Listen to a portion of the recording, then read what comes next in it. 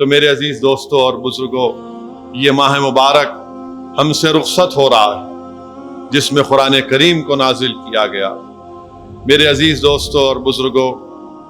میں آپ کے سامنے یہ عرض کرنا چاہ رہا ہوں کہ عالم اسلام، ملت اسلامیہ ایک نازک ترین دور سے گزر رہی ہے۔ یقیناً ہم نے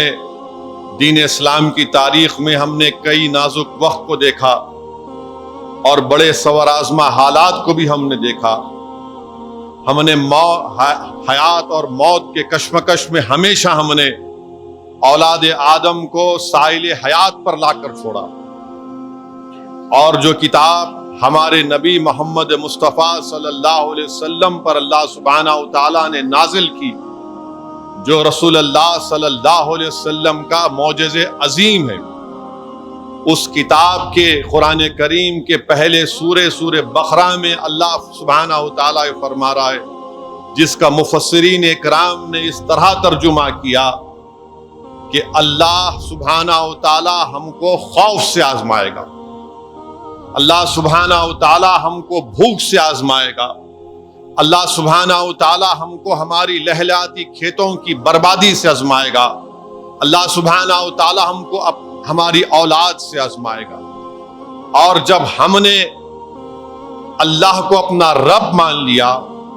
اور محمد مصطفیٰ صلی اللہ علیہ وسلم کو آخری نبی مان لیا، اور آپ کے بعد کوئی نبی نہیں آنے والا، ہم ختم نبوت کے اقرار کرنے والے، ہم نے حق کو مان لیا، اور حق کو ماننے والے ہمیشہ آزمائشوں کو اپنے گلے سے لگاتے ہیں۔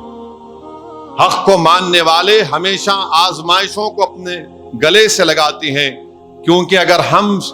سیرت النبی کا مطالعہ کریں گے، اگر ہم علماء اکرام کے پیروں کے پاس بیٹھ کر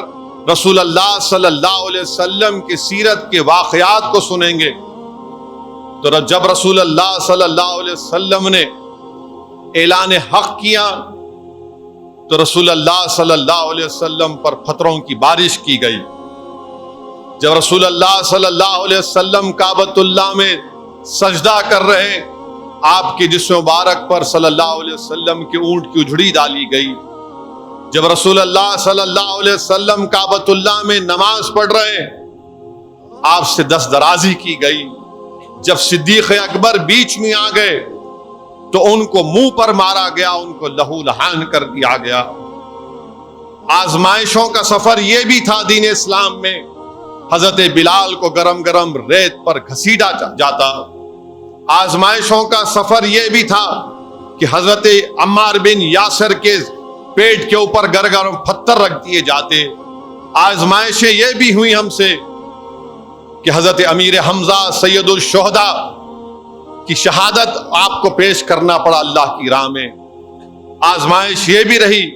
کہ سیرت النبی کا اگر ہم مطالعہ کریں گے تو اللہ کے رسول صلی اللہ علیہ وسلم کو مکہ چھوڑ کر مدینے کی ہجرت کرنا پڑا۔ میرے عزیز دوستوں اور بزرگوں، آج کا وقت، آج کے موجودہ حالات اور آج کی شیطانی طاقتیں ہمارے دلوں میں خوف پیدا کرنا چاہتی ہیں، مگر قرآن پکار پکار کر آپ سے اور ہم سے کہہ رہا ہے کہ اللہ قرآن میں فرما دیا کہ تم کو خوف سے آزمایا جائے گا۔ اگر یہ شیطانی طاقتیں ہم کو خوف سے آزمانا چاہتی ہیں تو ہم ان کے خوف سے ڈرنے والے نہیں ہیں۔ کیوں؟ کیونکہ ہم زمین پر اللہ کے سپاہی ہیں، ہم زمین پر اللہ کے سپاہی ہیں، اور مسلمان سوائے اللہ کے کسی سے نہیں ڈرتا۔ ہم زمین پر اللہ کے سپاہی ہیں اور مسلمان سوائے اللہ کے کسی سے نہیں ڈرتا۔ جو طاقتیں ہم کو خوف دلانا چاہتی ہیں، ہم ان سے کہنا چاہتے ہیں کہ ہم اللہ کے سپاہی ہیں، ہم تمہارے خوف سے ڈرنے والے نہیں ہیں، ہم تمہارے خوف سے اپنا راستہ بدلنے والے نہیں ہیں، ہم اپنے حالات کو بدلنے والے نہیں ہیں، بلکہ جو اللہ کا سپاہی ہوتا ہے وہ حالات کو موڑ دیتا، حالات اس کو نہیں موڑتے۔